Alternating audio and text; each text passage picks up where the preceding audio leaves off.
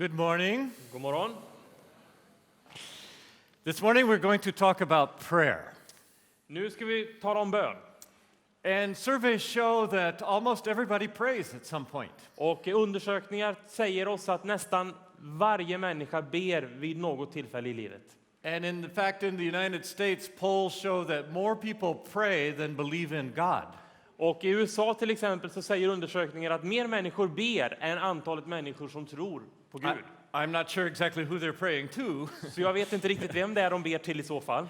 But it shows that we have an instinct where we want to reach out to something beyond us. Men det visar på att vi har en instinkt som säger oss att vi söker oss mot något som är större än oss själva.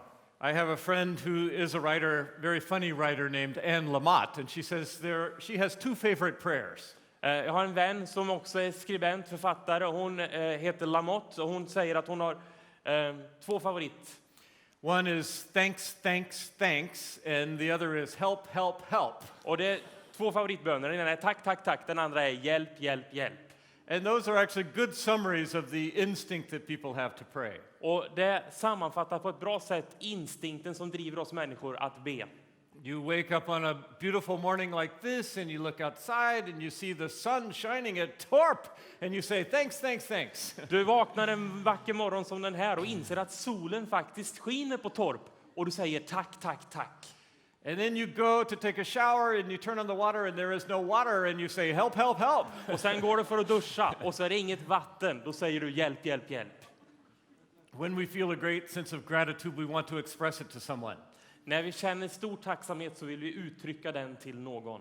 And those of us who are Christians believe that we have been invited to express that gratitude to the one who created us and all good things. Och vi som kristna tror att vi vill uttrycka och ska uttrycka den tacksamheten till den som har skapat oss. And then there are times when we feel trapped, we don't know where to turn, circumstances are pressing in, we don't know how to solve these problems. Och ibland så känner vi oss fångade, det är omständigheter som pressar på och vi vet inte vart vi ska vända oss. We need help from outside, so we call out to God, help, help, help. Vi behöver hjälp utifrån och vi ropar till Gud, hjälp, hjälp, hjälp.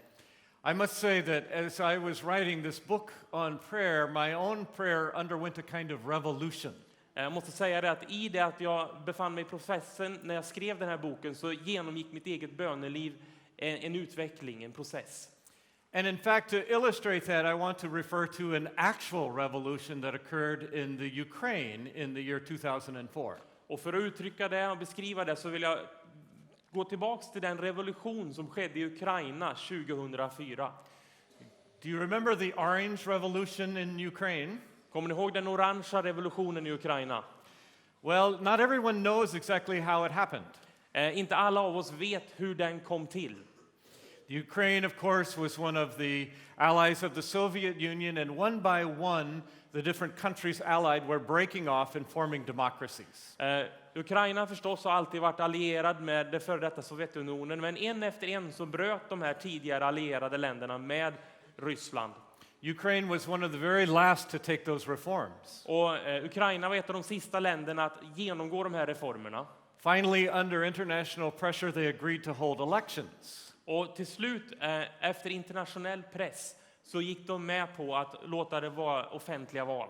But the Communist Party controlled the government and everyone knew who would win the election. Men kommunistpartiet styrde regeringen så alla visste vem som skulle vinna valet.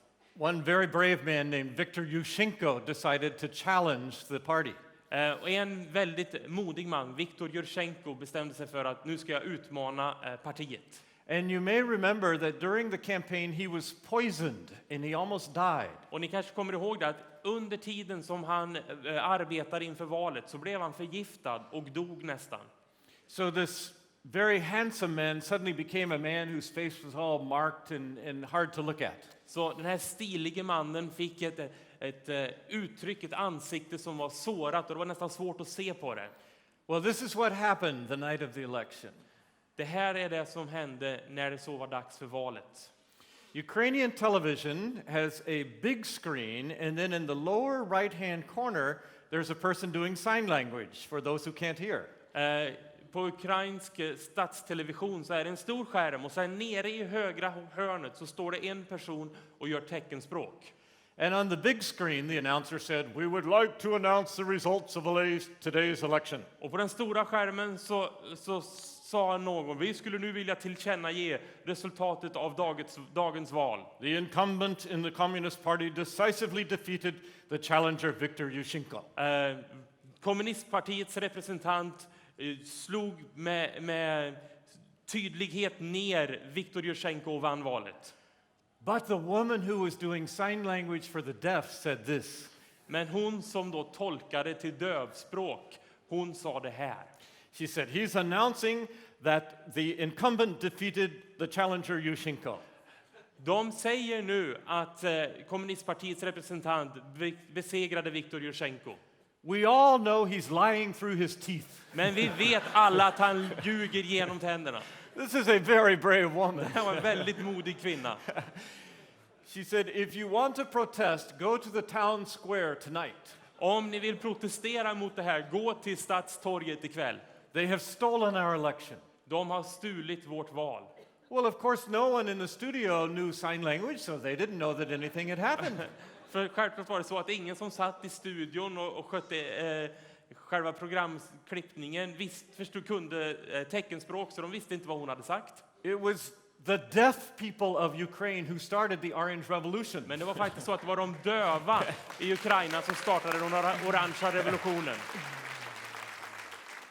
They saw this message and they went on the telephone and they text messaged their friends, "They stole our election." Så de såg det här på TV och så skickade de sms till alla sina vänner. De har stulit vårt val. She said, "We're supposed to go to the town square and protest." Hon sa att vi borde gå ut till Stadstorget för att protestera. And that night, 100,000 Ukrainians flooded the town square. Och den kvällen så möttes 100 000 personer på Stadstorget. And they brought their sleeping bags and they brought their tents and they stayed there. Och de tog med sig sovsäckar och tält och de stannade kvar på torget. And more people kept joining them until eventually there were 2 million people in the center of the city. Och fler människor anslöt och till slut så var det 2 miljoner människor som befann sig där mitt i centrum av stan. After 2 weeks they were forced to call new elections and this time Yushchenko won. Efter 2 veckor så blev man tvungna att återigen kalla till val och då vann Yushchenko valet. That story gave me, it's a true story, and it gave me a picture of the church. Den här bilden gav mig en bild av kyrkan. You see, the church doesn't usually control the big screen. För det är ofta som så att vi som kyrka, vi har inte kontroll över hela den stora skärmen. And in Sweden, as in my country, the United States, and in fact all through history, the big screen has given out the same message. Och i mitt land, i Sverige och genom hela världshistorien så har alltid den stora skärmen förmedlat samma budskap. What matters is how beautiful you are, how much money you make, how famous you are. Och den säger, det som är viktigt är hur mycket pengar du tjänar, hur vacker du är, hur känd du är. So when I go to the newsstands in Sweden, I see the same pictures on the covers as I see in the United States. Så när jag går och tittar i tidningsställen i butiken i Sverige så ser jag bilder på samma människor som jag ser när jag går till tidningsbutiken i USA. I see only beautiful people, not ugly people and not even ordinary looking people. Jag ser bara de vackra människorna, jag ser inte de fula människorna eller de vanliga människorna. I see rich people, I don't see poor people, homeless people. Jag ser de rika människorna, men jag ser inte de fattiga eller de hemlösa. And we live in a society that is constantly giving us that message from the big screen. Och vi lever i ett samhälle som konstant ger oss det budskapet via sin stora tv-skärm. But then in the lower right-hand corner comes a man with a different message. Men sen nere i det högra hörnet så kommer det en annan man med ett annat budskap. He says it's the poor who are blessed, not the rich. Och han säger att det är de fattiga som är välsignade, inte de rika. Those who mourn, those who are persecuted, those are the ones favored by God. De som sörjer, de som är förföljda, det är de som har favör i Guds ögon. He said the people who go through life thinking they're on top will end up on the bottom. Han säger att de som tror att de är på toppen, de kommer att hamna längst ner. And the people who go through life feeling like they're on the very bottom will end up on top. Och de som känner det som att de är i botten, de kommer att hamna längst upp. What does it profit a person if you gain the entire world and lose your soul? Vad hjälper det en människa om hon vinner hela världen men förlorar sin själ? And that is the message that Jesus asked us to carry into a society that's barraging us with the opposite message. Och det är det budskap som Jesus ber oss förmedla till ett samhälle som fullkomligt flödar över av det här andra storskärmsbudskapet. There are a few times in life when we're forced to confront a message like that. Och det finns tillfällen i livet när vi måste konfrontera det här budskapet. I faced one a little over a year ago, February of last year. I februari i fjol så hamnade jag i en sådan situation. I had an automobile accident on a mountain road in Colorado. My car went off the icy road and turned over 5 times. Jag var ute och körde i Klippiga bergen och på en liten bergsväg och min bil körde av och jag voltade 5 gånger. And when the ambulance came, they strapped me to a backboard and they took me in and did a series of tests and x-rays to find out what was wrong. Och så kom ambulansen och spände fast mig på en sån här bädd och så körde de in mig för att kolla upp hur allt stod till med mig. It turned out that I had a broken neck and the bones were shattered right next to a major artery. Och de kom fram till att jag hade faktiskt brutit nacken och det var precis väldigt nära en artär, en viktig artär här bak. So for 7 hours I lay strapped like this to a backboard, not knowing whether these would be my last hours on earth. Så i 7 timmar så låg jag fastspänd på en bädd utan att veta om det här kanske var de sista timmarna i livet för mig. In fact, the doctor gave me a telephone and said, you should call the people you love. We have an airplane to fly you to Denver, but if indeed the artery is leaking, you probably won't make it there. Jag fick en telefon av läkaren som sa att du bör ringa dina närmaste. För om det är så att din artär börjar läcka och spricker, då kommer du inte att överleva. And when you face a circumstance like that, a lot of the things that I worry about on a daily basis no longer matter. Och det är klart att när man möter en sån omständighet, då spelar inte de dagliga orosmomenten som man har i livet någon större roll. I didn't worry about what kind of car do I drive. My car was being towed to a junkyard at the moment. Jag orkade inte bry mig om att tänka på vilken bil kör jag, även om min vanliga bil nu hamnade på skrottippen. I didn't worry about how much money do I have in my bank account or how well are my books are selling. Jag brydde mig inte om hur mycket pengar jag hade på banken eller hur många böcker som jag sålde just den dagen. In fact, the only things that mattered to me were the questions, who do I love? What have I done with my life? And am I ready for what's next? Det enda som jag brydde mig om just då, det är vilka älskar jag? Vad har jag gjort av mitt liv och är jag redo för det som kommer efter? That's the message of the small screen that we keep forgetting. Och det är det budskapet som hela tiden blinkar i den lilla skärmen som vi så ofta glömmer. Now here we are in Sweden, which is a very blessed and fortunate country. Och nu befinner vi oss i Sverige som är ett välsignat och ett lyckosamt land. And I know the message that you get on the big screen because it's much like the message that we in the United States get on our big screens. Och jag vet vilket budskap ni får här på den stora skärmen, för det är så likt det budskapet som vi får hemma i USA. I asked people when I came here, who are some famous Swedes that you know? När jag kom hit så frågade jag folk, känner ni till några kända svenskar? Kan ni nämna några för mig? In Colorado, where I came from, people immediately said, Peter Forsberg, of course. Och i Colorado, där jag kommer ifrån, så sa folk förstås på en gång, Peter Forsberg, självklart. Because he plays hockey for our team. För han spelar ju hockey för vårt lag. Almost all Americans would have heard of Annika Sorenstam. Nästan varenda amerikan skulle känna till Annika Sörenstam. We all know about Björn Borg. Alla känner till Björn Borg. Some people mentioned the man who founded and owns the IKEA stores. Det var någon som nämnde för mig grundaren av IKEA.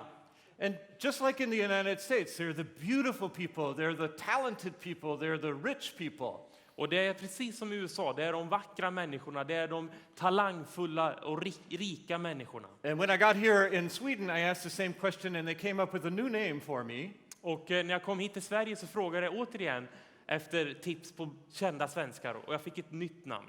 Victoria Silvstedt. Victoria Silvstedt.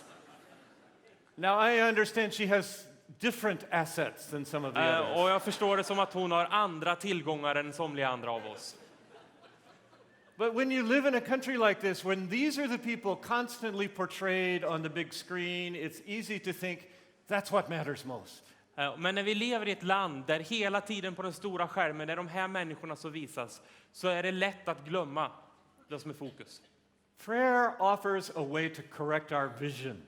Och bön är ett sätt för oss att korrigera vår inriktning, vad vi ser på.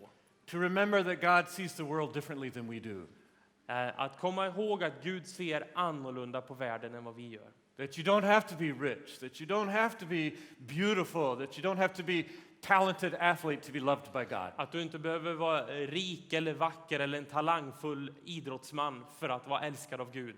In fact, if you read the Bible, it's very clear that his heart has a soft spot for those who are not that way. Men om vi läser Bibeln så är det tydligt att Guds hjärta bultar extra mycket för de som inte har sådana liv. And there are some of you in this room, I'm sure, who are attracted to that big screen picture. Och jag är säker på att det finns människor som är här idag som attraheras av den här storskärmsbilden. Prayer offers a corrective so that you begin to see the world not as the big screen portrays it, but as God sees it. Men bön kan korrigera vår syn så att vi ser livet på det sättet som den lilla högra luckan visar och inte som den stora skärmen visar. That's the prayer of thanks, thanks, thanks. Thanks for the good gifts that you have given me, but may I not use them in a way that puts others down. Och det är det som visar sig när vi säger tack till Gud i bön, men vi också säger tack Herre, hjälp mig att inte använda det du har gett mig för att trycka ner andra. There are other people who feel like they are stuck in that lower right-hand corner. Och så finns det en del andra människor som känner att de är fast i det här nedre högra hörnet. These are people who pray prayers of desperation. Och det är de som ber desperata böner. I listen to people's prayers. Jag har lyssnat på människor när de har bett. And I hear prayers like this, Lord, if I could just get married, if you could only find me a wife or a husband, then everything would be okay. Och jag hör hur de ber till exempel, Gud, om jag bara kunde få en hustru, om jag bara kunde få gifta mig, då skulle allt annat vara okej. And then I hear other people praying, Lord, if I could just get unmarried, then everything would be okay. Och annars hör jag andra människor, om jag bara kunde få slippa vara gift så skulle allt annat vara okej. And I hear some people pray, Lord, I want a child so bad, if I could just have one child, then I would be so happy. Och så hör jag andra som ber, om jag bara kunde få ett barn, då skulle jag vara så lycklig. And I hear other people pray, Lord, if you could just get these kids out of my house, then I would be okay. Och andra ber, om du bara kunde göra mig av med alla de här barnen, då skulle allt vara okej. There are some people in the world who are facing drought and they pray for rain. En del människor i världen, de står inför torka och de ber om regn. In the United States, even since I've been here the last couple of weeks, there's been too much rain and they're praying, stop the rain, stop the rain. Och i USA under de senaste veckorna så har man bett för det har varit för mycket regn, så då ber man sluta regna, sluta regna. Those are the prayers of help, help, help. Det här är böner som visar på vår rop för hjälp. When we have nowhere else to turn, sometimes we turn to God. När vi inte har någon annanstans att vända oss, ja då vänder vi oss till Gud. Now, I have read many books about prayer, especially in doing research for this book, and they tend to make things very complicated. Jag har läst många böcker om bön, framförallt i förberedelserna inför att jag skrev den här boken. Och de tenderar att göra det här ämnet väldigt komplicerat. But I'm a journalist, so I like to keep things simple. Men jag är journalist, så jag vill förenkla. And it seems to me there are only two people involved in prayer. There is God, and then there is me. Och så vitt jag förstår det så är det bara två individer som är involverade i bön. Det är Gud och så är det jag. And I've concluded that prayer involves inviting God into my life and inviting myself into God's life. Och jag kommer fram till att bön handlar om att inbjuda Gud in i mitt liv, men att också inbjuda mig själv in i Guds liv. I live in the state of Colorado. Jag bor i Colorado. And when I travel to other countries especially, I like to correct the misinformation you've been given about the United States. Och när jag reser runt till andra länder i världen så vill jag korrigera den skeva bild som ni har av USA. For example, what have you heard is the largest state in the United States, apart from Alaska, the largest state in the United States? Till exempel, förutom Alaska, vilken är den största delstaten i USA? Får jag höra? Yes, Texas. You're believing that George Bush propaganda. Ni tror på den här George Bush-propagandan. The largest state in the United States is Colorado, ironed flat. Den största delstaten i USA, det är Colorado om man trycker ner bergen så att det blir platt. See, we have most of the tall mountains, and if you just press them down, we would be larger than Texas. För vi har ju alla de här höga bergen, så om man bara trycker ner dem så de blir platta, då skulle vi bli större än Texas. For example, we have 54 mountains over 14,000 feet, which is 4,200 meters. Vi har ungefär, how many? About 4,200 meters, How many? 54 mountains. 54 berg som är över 4000 meter höga. And then many mountains that are 13,000 feet, 12,000 feet. So mountains everywhere in Colorado. Det är berg som ligger mellan 3-4 tusen överallt i hela Colorado. And when you live there, if you are in good shape, one of the things that you try to do is climb all of the 14,000 foot mountains. Och en av de saker som man försöker göra om man bor i Colorado och man är i bra form, det är att man försöker bestiga alla de här bergen som är över 4200 meter. Now I've been working at this goal for 15 years, and last summer I finally finished number 54. So I've climbed all the 14,000 foot mountains. Och jag har bott 15 år i Colorado och i fjol så nådde jag målet och besteg det sista av de här 54 bergen. And I have found that climbing mountains is a good way to learn about God and especially to learn about prayer. Och jag har upptäckt att bestiga berg, det är ett väldigt bra sätt att lära sig om Gud och att lära sig om bön. You feel closer to God, at least 14,000 feet closer. Man känner sig åtminstone ungefär 4000 meter närmare Gud. And sometimes, especially when the lightning storms come in, you feel very close to God. Och ibland när det då blir åska och blixtar och dunder, då känner man sig väldigt nära Gud. Now you're in Sweden, you have some little bumps here and there, but not mountains like I have seen. Ni har ju lite små kullar i Sverige, men inte berg som jag har sett dem. So I brought along some photos to show you what it's like to climb one of these 14,000 foot Så mountains. jag tog med lite bilder så ni får se hur det är att bestiga ett av de här höga bergen. You have to start very early in the morning, Man måste börja tidigt på morgonen. about 3 o'clock in the morning. 3 på morgonen ungefär helst. And I think, yes, here's a picture. This is not my wife, but this is her best friend, and my wife is there, so don't start any rumors. Det här är jag och så är det min frus bästa väninna. Och min fru är med också, så ni behöver inte starta några rykten. But you can see, we just crawled out of bed, and the reason you have to go so early in the mountain is you have to get, in the morning, you have to get all the way to the top of the mountain and most of the way down before the storms come in every day. Och orsaken till att man måste gå upp så tidigt på morgonen, det är att man måste ta sig upp på berget och ner en bra bit från bergstoppen på dagen innan det då börjar bli oväder som alltid kommer framåt dagen. Now I love that time because it's not so steep. The trail is usually very soft. It's covered with evergreen needles and things like that, and it's always cool. You can often hear a mountain stream gurgling. Jag älskar den här tiden på morgonen när vi börjar bestigningen, för det är inte så brant. Man går ofta in och dagg och det är lite vackra blommor och så hör man en liten älv som rinner där borta och det är så skönt. Gradually, as you keep walking, the sun comes up. Och gradvis, ju längre vi går, så ser man också hur solen går upp. You may not know about that here in Sweden, but in most of the world the sun is sometimes down and sometimes up. Kanske inte ni känner till i Sverige, men det är faktiskt så att solen inte alltid skiner i världen. But when you're hiking in the mountains, of course, you're down low and they're around you. It almost looks, it's an illusion because it seems like the sun is coming down because it keeps dropping down further.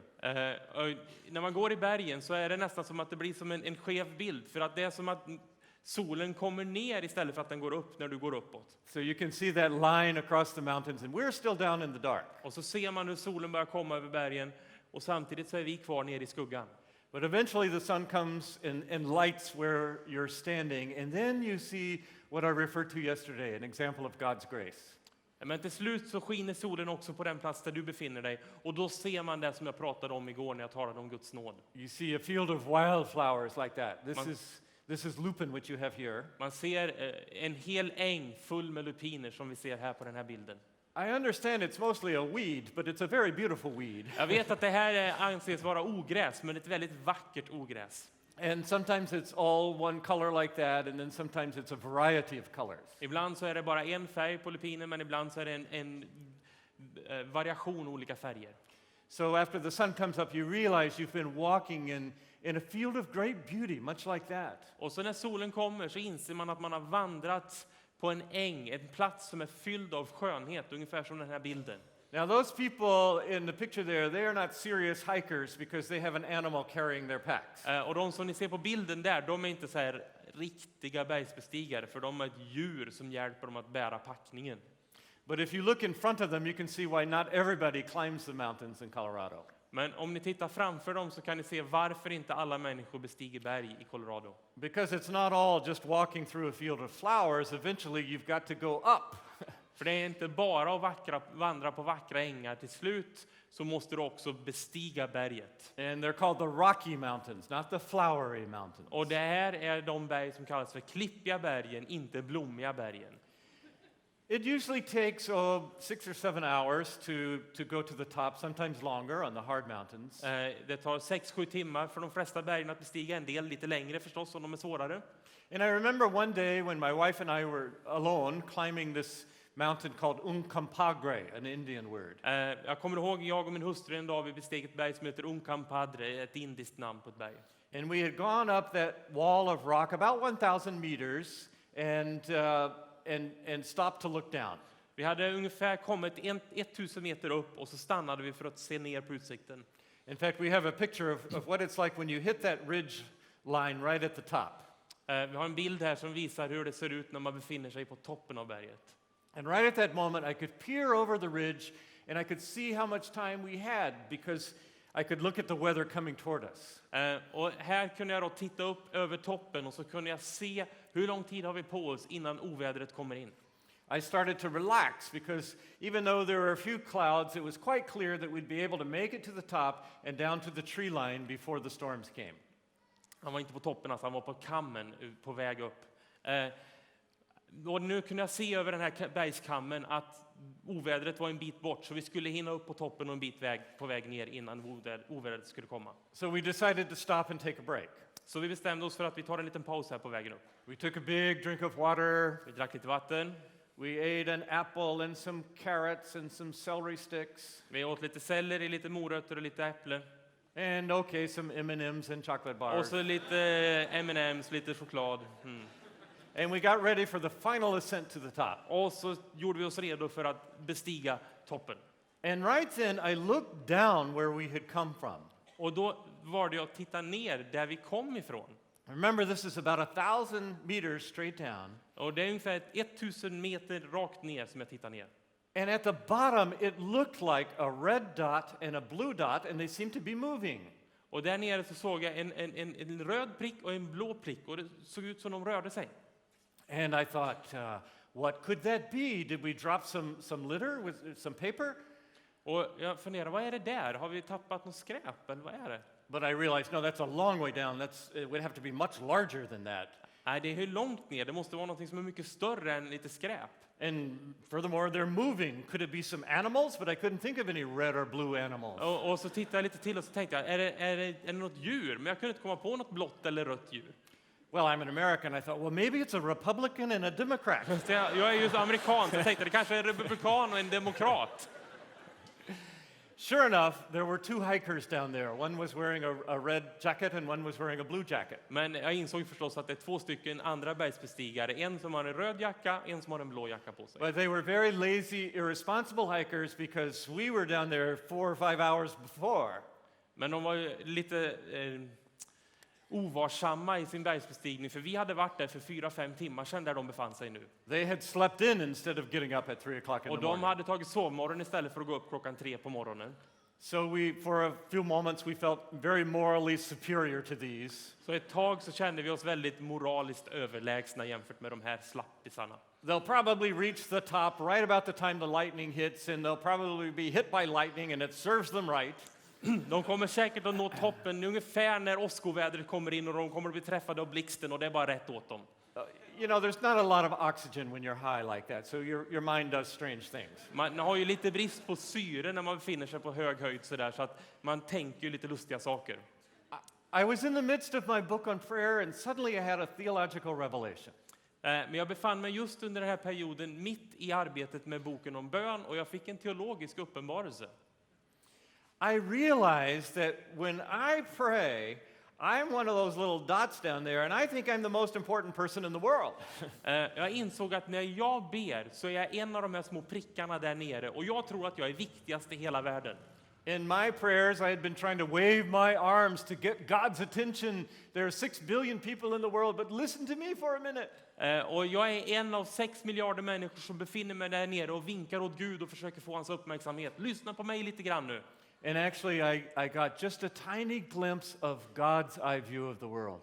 Och jag fick en liten känsla av Guds bild av världen. Where I'm just a little tiny dot. Där jag är en liten prick. The Bible is full of prayers. There are about 650 prayers in the Bible.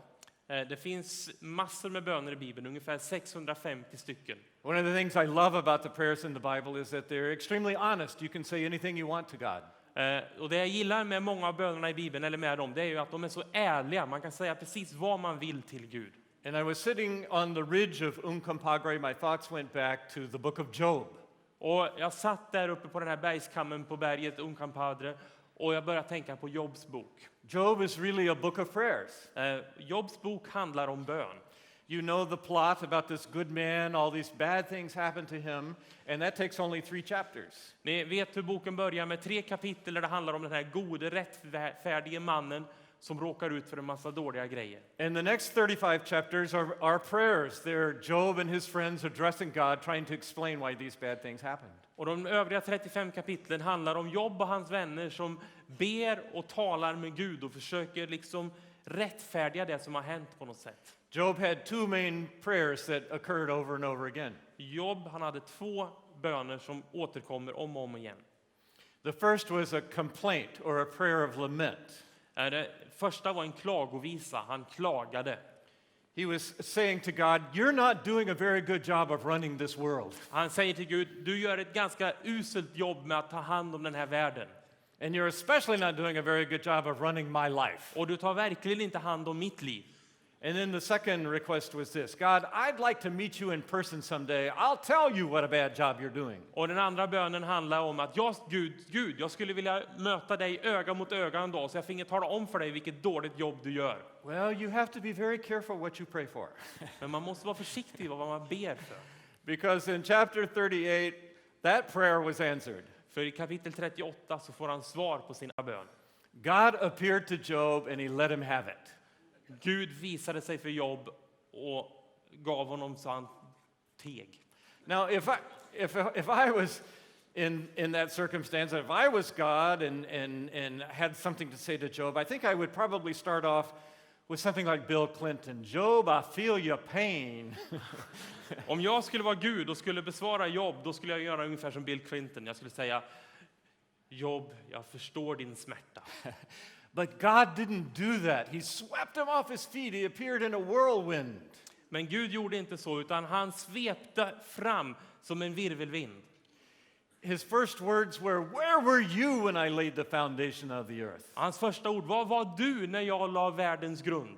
It's as if God said, okay, Job, I'm answering your prayer. Now let's compare resumes, you and I start. Det är som att Gud säger till Job, okej, nu ska jag svara på din bön. Ska vi kolla på våra olika CVs, vår erfarenhet i livet? Jag börjar. And then God gives Job in magnificent poetry a tour of the universe. Och sen ger Gud Job en fantastisk filmvisning av världen och skapelsen. You don't like the way I'm running the world? Let me tell you what I've been doing while you've been complaining down here. Du kanske inte tycker om hur jag styr världen. Ja, men då ska jag visa dig vad jag har gjort sedan du började klaga här nere på jorden. And he describes snowstorms and wild animals, the ostrich, the wild horse, the rhinoceros, the strangest animals in all of creation. Och han beskriver vad som har hänt, snöstormar, han pratar om vilda djur, det är noshörningar och det är strutsar och det är andra djur. It's beautiful poetry, but interestingly, he never gets around to addressing Job's questions. Det är fantastisk poesi, men det som är intressant är att han aldrig landar i det som är Jobs fråga. Yet at the end, Job says something like this. Men det slutar ändå med att Job säger så här. Oh, I get it. Okej, jag förstår. You're God and I'm not, and that's a good thing. Okej, du är Gud, jag är inte Gud, och det är bra. What he actually said was, I repent in dust and ashes because I spoke of things that I could not possibly understand. Det han säger är, jag vänder om i säck och aska, för jag talade om saker som jag inte förstod mig på. I'm just a little dot. Jag är bara en liten prick. And my challenge in prayer, my challenge when I'm pressed against the wall in my life is quite simply, do I trust the way you're running the universe or not? Och det som är min utmaning när jag är tillbaka pressad, när jag befinner mig i press och när jag befinner mig i bön, det är, litar jag på det sätt som du, Gud, styr världen? And I realize now that I was judging you without all of the evidence. Och jag inser nu att jag dömde dig utan att se alla bevis klart. I spoke of things I could not possibly understand. Jag talade om saker som jag inte förmår förstå. There are times when I've been climbing the mountains when a storm comes in and I'm caught at the top. Det har varit tillfällen när jag har bestigit berg och det kommer stormar och jag blir fast. If you see a scene like this in the mountains, you need to run down as fast as you can. Om man möter en sån här bild när man befinner sig uppe på bergstoppen, då behöver man springa ner från berget så fort man bara kan. Because every year in Colorado, people get struck by lightning and killed while trying to climb a mountain like that. Varje år så dör människor i Colorado när de försöker bestiga berg eftersom blixten slår ner och dödar dem. One day we were climbing a particularly difficult mountain called Mount Wilson. En dag så höll vi på att bestiga ett svårt berg som heter Mount Wilson. We had come about that far and we only had maybe 1 hour to go to reach the very top. Vi hade kommit långt på väg, vi hade kanske bara 1 timme kvar till toppen. And the skies looked about like that. Och himlen såg ut ungefär som på bilden här. And we knew that we should turn around and start going down. Och vi visste att det var dags att vända om och gå ner för berget. But I had the goal of climbing all 54 mountains and we had already spent about 8 hours, 9 hours climbing that one. Men mitt mål var ju att bestiga alla de här 54 bergen och vi hade redan varit på väg i 8-9 timmar för att nå toppen på just det här berget. It was a long way from my home. I didn't want to come all the way back and attempt it again. Vi hade långt hem och jag ville inte återvända än en gång för att göra ett nytt försök. And I started thinking, it's true, people get killed by lightning every year. Och jag började tänka, ja det är ju sant. Alltså, människor dör ju när blixten slår ner varje år. But not that many people get killed by Inte lightning. så många som dör av det. So we decided to go ahead and we did. We ran to the top. Så vi beslutade oss för att vi håller ut och vi sprang mot toppen. We were only a few hundred meters away from the top and the skies opened up. Vi var bara några 100 meter från toppen och himlen öppnade sig. It started to rain and then it started to sleet and then it started to hail and then it started to snow. Det började regna och det började hagla och det började snöa. And then it started to do all of them at the same time. Och sen gjorde det alla 3 grejerna på en gång. We were so miserable, we were so cold. Vi var så kalla, det var så miserabelt, synd om oss. And then the lightning started getting closer and closer. Och så drog åskvädret närmare och närmare. Vi såg blixtarna slog ner närmare och närmare. And you know how you see the flash of lightning and then you count 1001, 1002 to see how close it is? Ni vet när blixten slår ner så räknar vi 1001, 1002 för att se hur nära är det nu. The lightning would flash 1000. Och för oss var det blixten slog ner på en gång. It was very scary. We were holding hiking poles and they started to tremble. Vi höll i såna här vandringsstavar och de skakade när blixten slog ner. We had an ice axe and it started to sing. Det började liksom vina i den här ishackan som vi hade med oss. I was climbing with several other people and all of their hair stood on end. Mine was already there. Alla de jag vandrade med, deras hår stod åt alla håll. Det gjorde ju redan mitt förstås. And I turned to one of our companions and said, "What do we do in a storm like this?" Och jag vände mig till en av dem som jag vandrade med och så sa jag, vad gör vi nu? Vi befinner oss i en sån här storm. He was rather wry. He said, "Well, there's not a lot you can do. You see, the rocks conduct electricity."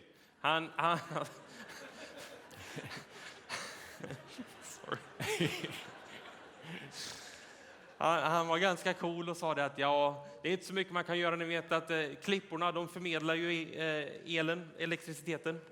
You and your wife should probably get maybe 100 meters apart so that if one of you gets hit by lightning, the other one can go down and talk to the funeral director or something, you know. Du och din hustru kanske skulle hålla er lite från varandra så att om blixten slår ner i en utav er så kan den andra gå ner och berätta för familjen och så vidare. And he said, when you stand, don't stand like this because the lightning will cut you right in half. Och om du stå inte så här för då kommer du bli delad mitt itu av blixten. You should keep your feet very close together and then you should try to make yourself as small as possible. Utan du ska försöka sätta ihop fötterna och så böjer du dig ner så du blir så liten som möjligt. And if you're lucky, it'll just go right through you. Och om du har tur så kanske blixten bara går rakt igenom. Well, I looked at my wife and we said, yeah, we've had a good life. Let's just go together. So we held hands. Jag och min hustru vi sa, nej men vi har haft ett fantastiskt liv så vi gör det tillsammans. Och så höll vi hand och så hukade vi oss. And squatted down on the top of Mount Wilson. Och där satt vi nerhukade på toppen av berget Mount Wilson. And that's when I had my second theological insight. Och då fick jag den här andra teologiska insikten. And it was this, Philip, you are not in control of your life. Och det var, Philip, du har inte kontroll över ditt eget liv.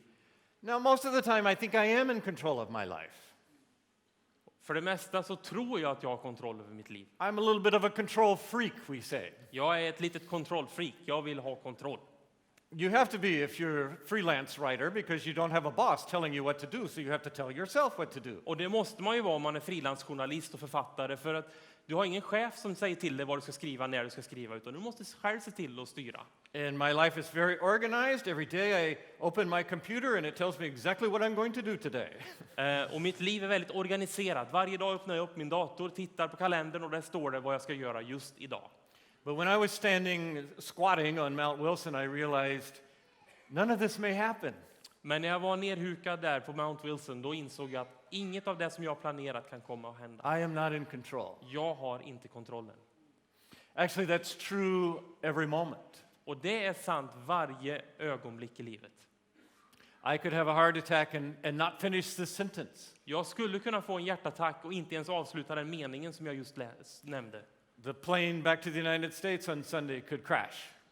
Flyget hem på söndag skulle kunna kraschlanda.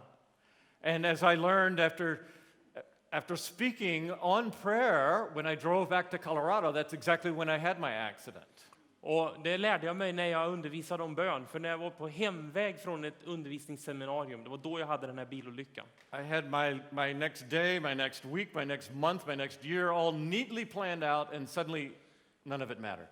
Jag hade hela nästa dag, nästa vecka, nästa år var inplanerat. Men helt plötsligt så var allt det bara splittrat och spelade ingen roll längre. So what do you do when you're not in control? Så vad gör man då när man inte har kontrollen längre? When you feel that your life is not in control anymore? När du inser och känner det som att du har inte kontroll över ditt liv längre. Well, I found that there's a passage in the Bible that addresses that very circumstance. Och jag upptäckte ett stycke i Bibeln som jag tycker adresserar det här väldigt väl. Now we have it in English, so you can practice your reading English by looking at the board here. It's from Psalm 46. Och vi har det på engelska på storbildsskärmen här så ni får pröva er engelska. Det är från Psalm 46.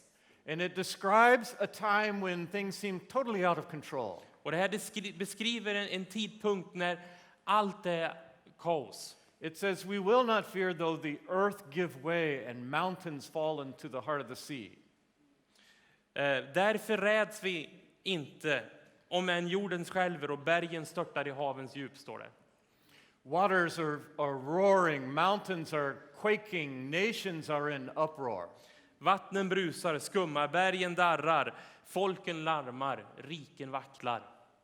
What do you do when the world seems out of control? Vad gör vi när världen är ur kontroll? We feel that very much right now, don't we? Så känns det på många sätt och vis just nu, eller hur? What if Iran and North Korea get nuclear weapons? Vad händer om Iran eller Nordkorea lyckas framställa kärnvapen? What if the scientists are right and global warming will melt the ice caps and the waters will rise? Vad händer om forskarna har rätt och Nordpolens och Sydpolens isar kommer att smälta, klimatfaktorn? Sweden's pretty flat, but you should all come to Colorado. It's high up. Sverige är ganska platt i förhållande till Colorado. Kom till Colorado, det finns höga berg där. What do you do when things are out of control? Vad gör vi när världen och livet är ur kontroll? And then the psalm says, you be still and know that I am God. Men här har vi svaret. Lugn, besinna att jag är Gud. In the Latin version, the original Latin version, the word for be still is vacate. På latin så är originalordet för lugn vacate. And in English, that word is the same root as the word vacation or holiday. Och det är samma rot på engelska som ordet för semester, vacation.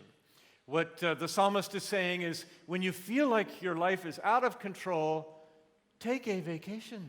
Så det som salmen säger det är att om det känns som att livet är kaos, You're ta not in semester. charge. Du har inte kontrollen, det är inte du som bestämmer. But God is. Gud har kontrollen. Be still, take a vacation and know that I am God. Lugn, ta semester, besinna att jag är Gud. It's the same message really that God gave Job. Det är samma budskap som Gud gav till Job. A lot of the things that we worry about so much, God doesn't seem concerned about at all. Många av de saker som vi oroar oss så mycket över verkar inte bry Gud alls. Because God knows the end of the story. He knows how the planet will turn out. För han vet hur allt kommer att sluta. Han har slutet av berättelsen. He's promised us that at the end of time he shall reign forever and ever. Han har lovat att vid tidens ände så kommer han att regera för evigt. And part of what we're invited to do in prayer is to take all of our worries, our anxieties, and transfer them to God who can handle them. Och det vi uppmanas att göra i bön, det är att ta vår oro, det vi är rädda för, överföra dem till Gud och låta honom ta hand om dem. In fact, it's very clear. I'll mention a couple of verses from the New Testament. First from Philippians, do not be anxious, but in everything by prayer and supplication let your requests be made known to God. För att ta några verser från Nya Testamentet, Filipperbrevet 4:6. Gör er inga bekymmer, utan när ni åkallar och ber, tacka då Gud och låt honom få veta alla era önskningar. And then in 1 Peter chapter 5, cast all your anxieties on God because he cares for you. Första Petrus 5:7. Kasta alla era bekymmer på honom, ty han sörjer för er. A funny thing happens when you learn to do that. Det är någonting ganska lustigt som händer när vi lär oss att leva på det sättet och göra det. And this is the revolution that occurred to me as I was writing this book on prayer. Och det här är den här revolutionen som hände med mig när jag skrev boken och lärde mig det här. I realized that instead of spending all of my time trying to get God to do what I wanted God to do, Jag insåg att det handlar om att inte jag ska tillbringa all min tid med att försöka påverka Gud så han gör det som jag vill att han ska göra. I needed to concentrate more on what God wanted done in this world and how I can be a part of it. Det jag behöver koncentrera mig på det är vad jag vill Gud göra i den här världen och hur kan jag vara en del av det. I learned this lesson very clearly through one of the people I interviewed in this book. Jag lärde mig väldigt mycket av en av de personer som jag intervjuade inför den här boken om det här. His name is Bud, and he does a wonderful ministry in downtown Chicago where he builds hotels for the homeless, he calls them. Jag träffade en man som heter Bud. Han jobbar i Chicagos innerstad och där bygger han som man kallar det för hotell för hemlösa. I had interviewed many people, and I always ask this one question. In answer to your prayer, have you ever seen an absolute, verifiable, scientifically supernatural miracle in response to your prayers? Jag har intervjuat många människor om bön och alltid när jag frågar dem så frågar jag: har du någon gång varit med om ett mirakel som du vetenskapligt sett kan verifiera har skett? And most people would sit there for a minute, especially doctors, and say, well, yeah, there was this one patient I had, it was about 1992, and they would explain this situation. Och många av de som jag intervjuade, framförallt läkare, skulle kunna säga att ja, det var ju någon gång 1992 som jag hade den här patienten och så vidare. Bud had a different response. He said, oh yeah, all the time, haven't you? Bud, han svarade på ett annat sätt. Han sa, ja, självklart, hela tiden. Har inte du varit med om det? And I said, let's talk about your prayers, Bud. Nu pratar vi om dina bönesvar. Okej. Well, tell me one. Tell me about a miracle. Så jag bad honom, berätta om ett mirakel du varit med om.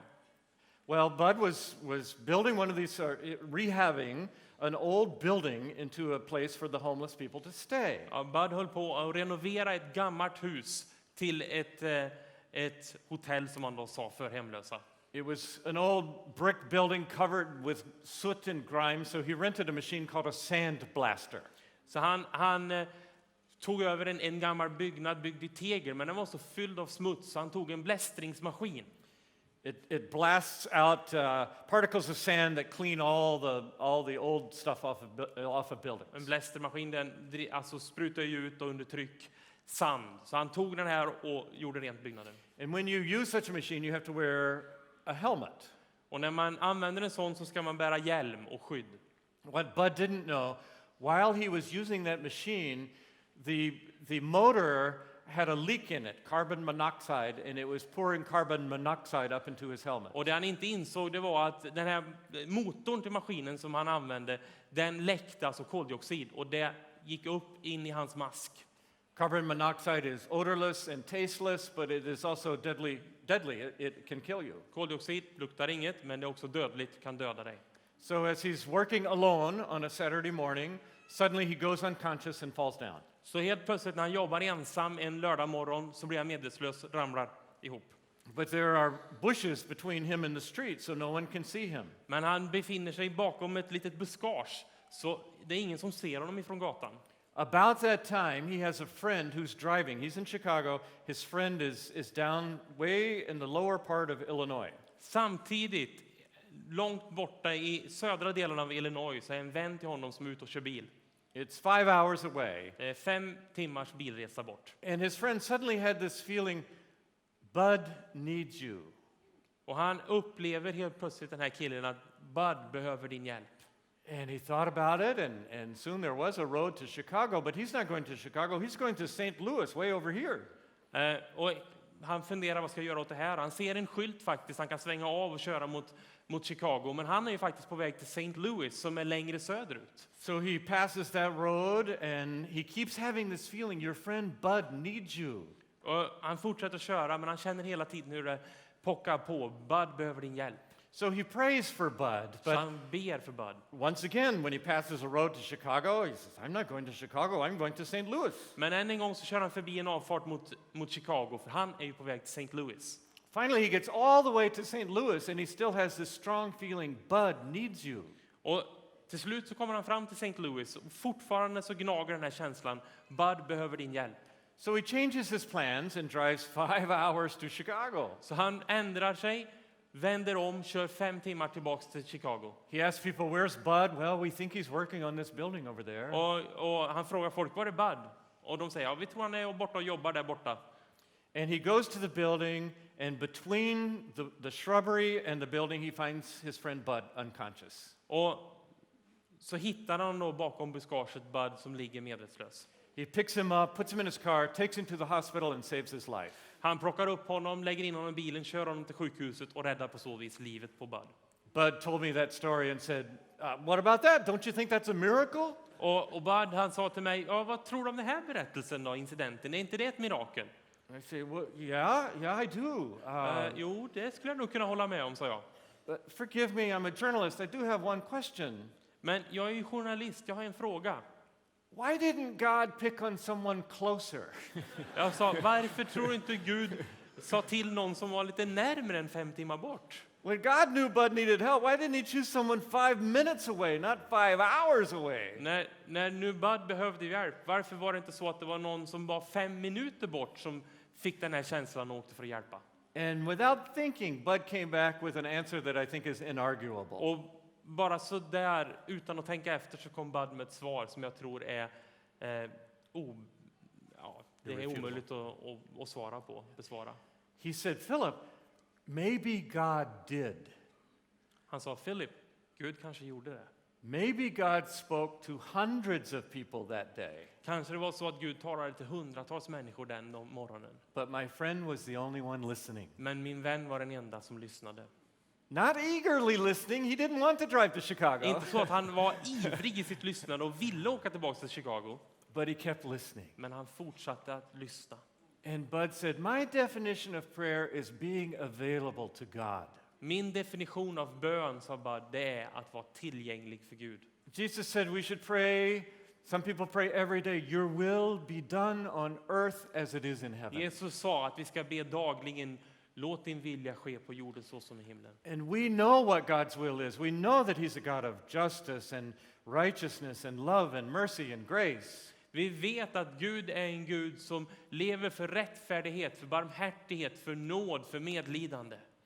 Prayer is not so much a way of trying to get God to do our will, but rather finding what is our role in doing God's will on Och earth. bön handlar om att inte Gud ska göra det som är vår vilja, utan att vi ska inse vad är min plats i Guds vilja. In fact, I'll go back to the mountains analogy because I've learned to what I call pray downstream.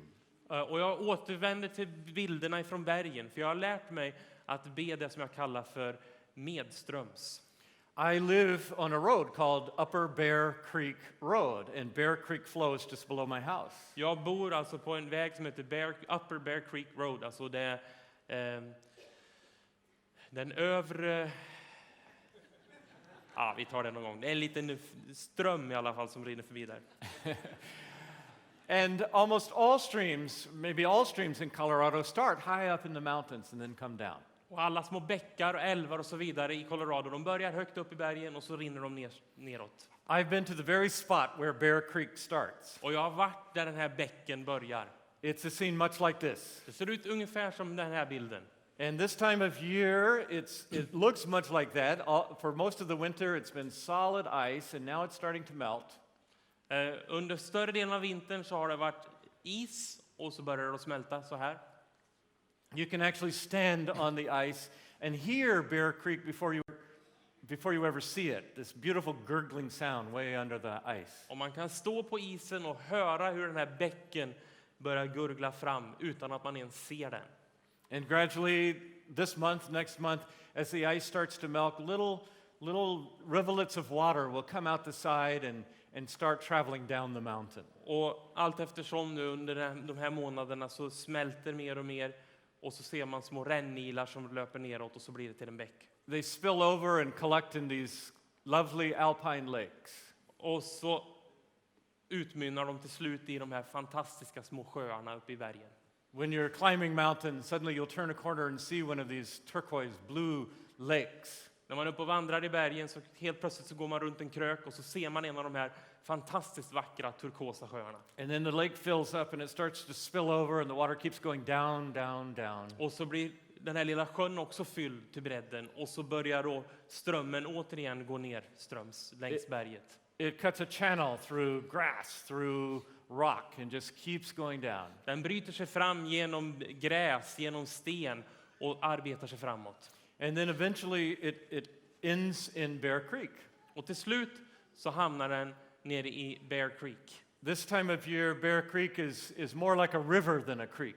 Nu är det faktiskt så att den här bäcken, den är mer som en älv än den är en bäck. People drown in Bear Creek. Människor drunknar här i den här. When I pray now, I try to remember that sequence from the very top all the way down. Och när jag ber nu så försöker jag se den här bilden framför mig. Hur den börjar högt upp och så bryter sig hela vägen ner. I try to start up at the top where God is, to remember God's eye view of the world. Jag börjar längst upp på toppen där Gud befinner sig för att komma ihåg hur Gud ser på världen. Try to remember the message of the screen in the lower right-hand corner. Försöker komma ihåg skärmen nere i den högra hörnet av den stora tv-skärmen. Because all day long I'm hearing what's really important is Bill Gates and Paris Hilton and Victoria Silvstedt.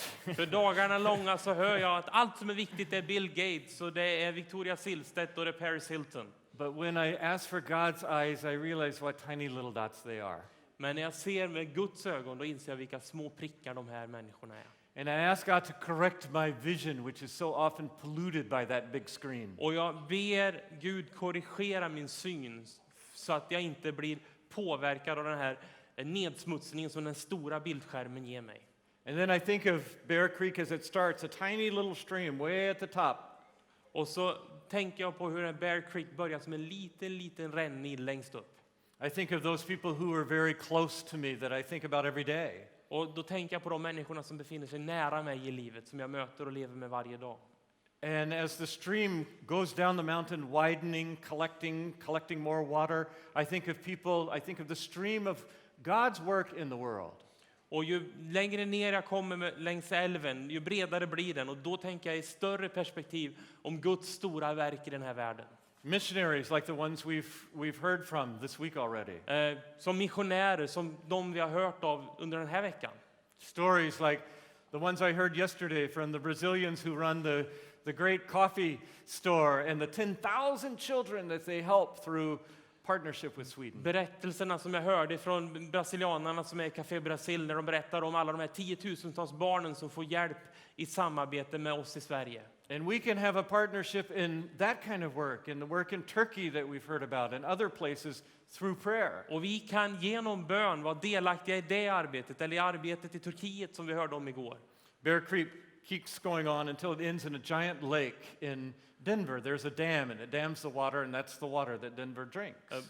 Bear Creek slutar nere i staden Denver i en stor damm, en stor sjö, och det är därifrån som staden Denver tar sitt dricksvatten. And when I think of the end of prayer, I think of Jesus' command, love your enemies, pray for those who persecute you. Och när jag tänker på slutet av bön, då tänker jag på det som Jesus säger, nämligen älska era fiender och be för dem som förföljer dig. We know who our enemies are in the United States. Vi vet ju vilka våra fiender är, USA. You can see their pictures in the newspaper. Man ser bild på dem i USA på tidningarna. Members of Al-Qaeda. Al-Qaida-medlemmar. And when I am in the United States, I say, have we done what Jesus commanded us to do? Och när jag befinner mig hemma så säger jag, har vi gjort det som Jesus vill att vi ska göra? What would happen if every Christian church adopted a member of Al-Qaeda and began praying for that Vad person? skulle hända om varje kyrka i USA började be för Al-Qaidas olika medlemmar? Isn't that what Jesus asked us to Är inte do? det som Jesus bad att vi skulle göra? I'm going to close with one last picture of prayer that comes from South Africa. Jag vill avsluta med en sista bild av bön som jag hämtade från Sydafrika. I told you yesterday some of the stories of loving your enemies and grace and reconciliation that took place in South Africa. Igår så berättade jag lite grann om de kärleksberättelser, de försoningsberättelser som finns från Sydafrika. There's a woman named Joanna who is right at the heart of some of those changes. Och det finns en kvinna som heter Joanna som har varit väldigt central i de här händelserna. She was active in the student movement and eventually, of course, Nelson Mandela. The government did change and Nelson Mandela was elected president. Hon var aktiv i den studentrörelse som bland annat låg bakom frigivandet av Nelson Mandela och hela förändringen av apartheidsystemet och så vidare. Joanna understood prayer as listening, being available to God, getting in the stream of what God wanted done. Hon hade en förståelse av bön som att befinna sig i Guds vilja, lyssna till vad som är hans vilja och be utifrån den. So after the government changed, she said, okay, God, I need another job. Så när väl regeringen var bytt och allt hade ändrat så sa hon, Gud, okej, nu behöver jag en ny uppgift. About that time, she found out that the most violent prison in South Africa was located just a few minutes from her home. Och då insåg hon strax därefter att ett av de mest våldsamma fängelserna som fanns i Sydafrika låg bara några kvarter bort från där hon bodde. It's called Pollsmoor Prison, and Mandela himself had spent 8 years there. Fängelset heter Pollsmoor-fängelset och det var ett fängelse där också Mandela bodde i 8 år. That year there had been 279 acts of violence in Pollsmoor Prison. Under det året när hon fick höra om det här så hade det varit 279 våldshandlingar som hade begåtts i fängelset. The prison was run by gangs, and the way that you got prestige in the gang was by stabbing someone in another gang.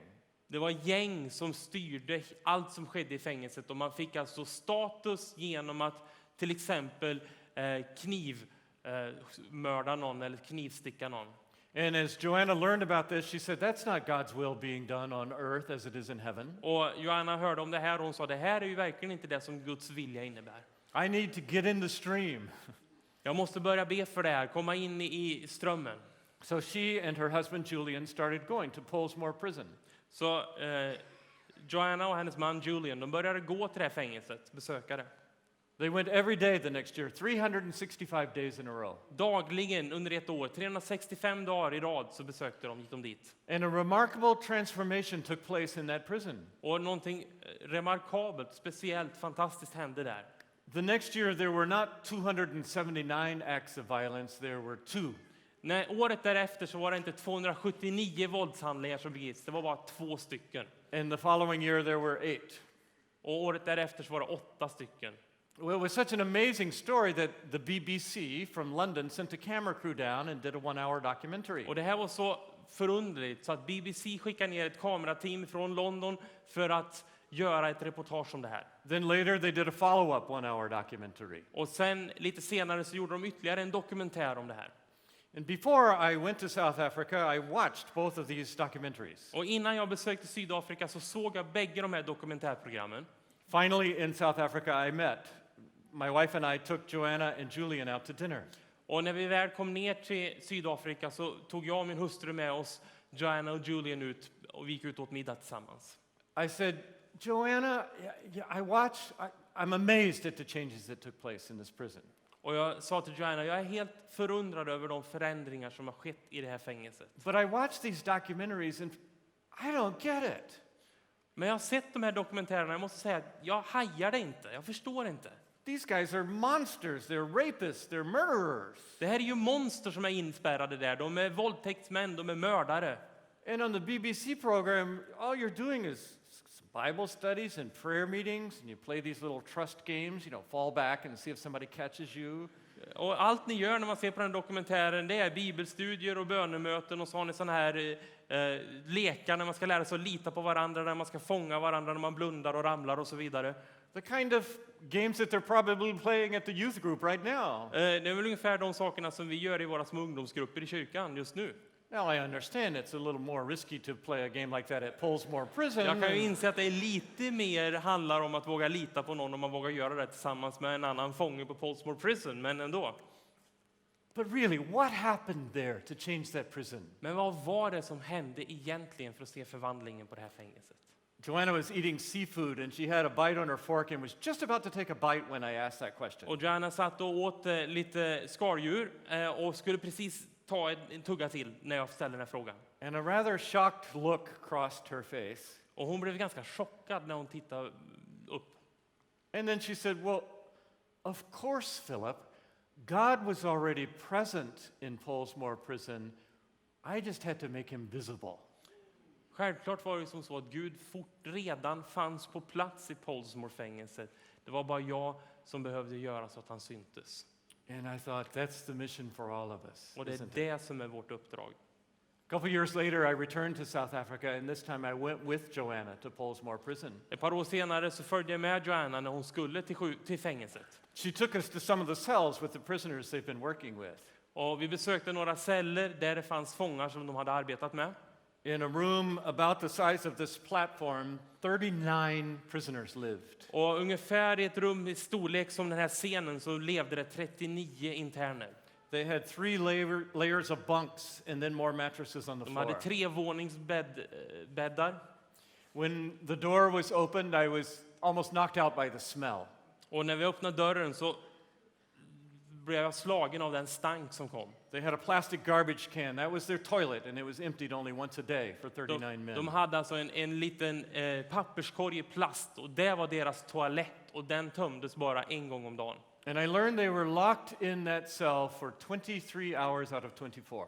Och jag fick veta att de var inlåsta i cellen 23 av 24 timmar på dygnet. And then Joanna said, would you like to hear some of their stories? Oh, yes. Och så frågade Joanna, vill du att de berättar lite om sina vittnesbörd? Och jag sa, ja, det vill jag gärna. And one by one, they told me their stories. Och en efter en så gav de sitt vittnesbörd. My name is so-and-so, and I am in for gang rape. I have several life sentences. I'll never get out of this cell.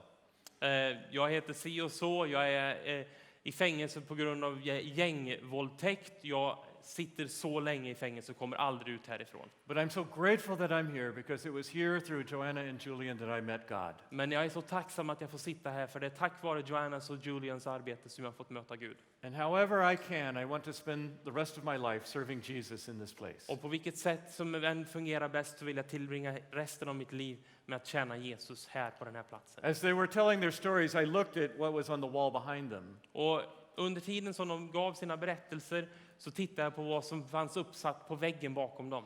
In most of the cells you see pornography or graffiti. På de flesta cellväggar så ser man pornografi eller man ser graffiti. In this cell, there was no pornography or graffiti. Instead, they had written the words of praise courses. På den här väggen så var det ingen pornografi, ingen graffiti, utan istället så hade de skrivit verser på lovsånger. The first one I noticed was an old Andre Crouch song, Soon and Very Soon We Are Going to See the King. Och den första jag såg, det var alltså den här gamla gospelsången av Andrew Crouch, Soon and Very Soon, alltså snart, mycket snart ska vi möta vår konung. No more crying there, no Då more dying there. Då kommer vi inte att gråta mer, då kommer vi inte att dö mer. And believe me, if you're locked in a cell like that 23 hours out of 24 for life, that song has meaning. Och tro mig, om man är inlåst 23 av 24 timmar på dygnet i resten av sitt liv, då betyder den sången någonting. Next to it was a song that was almost a fulfillment of what Joanna had told me.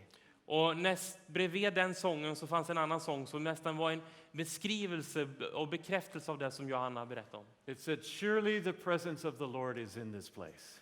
Sannoliken Herrens närvaro är på denna plats. Joanna said God was already there in Polesmore prison. We just had to make him visible. Johanna sa, Gud fanns redan på plats i Polesmore-fängelset. Vi behövde bara visa upp honom. That's true not only in Polesmore prison. Och så är det inte bara där på det fängelset. It's true in Beijing and in Baghdad and in Washington DC, I think. Det är sant och det gäller i Beijing och i Washington och Bagdad. And Sydney, Australia. I Sydney, Australien. And in Torp, Sweden. På Torp i Sverige. That is what we're called to do. Det är det som vi kallar att göra. To be in partnership with God, to unleash the stream of God's activity on earth. Att samarbeta med Gud och att frigöra hans kärleksström över den här världen. God is already present in this planet. We just have to make him visible. Gud finns redan på plats på den här planeten. Vi behöver bara synliggöra honom. Amen. Amen.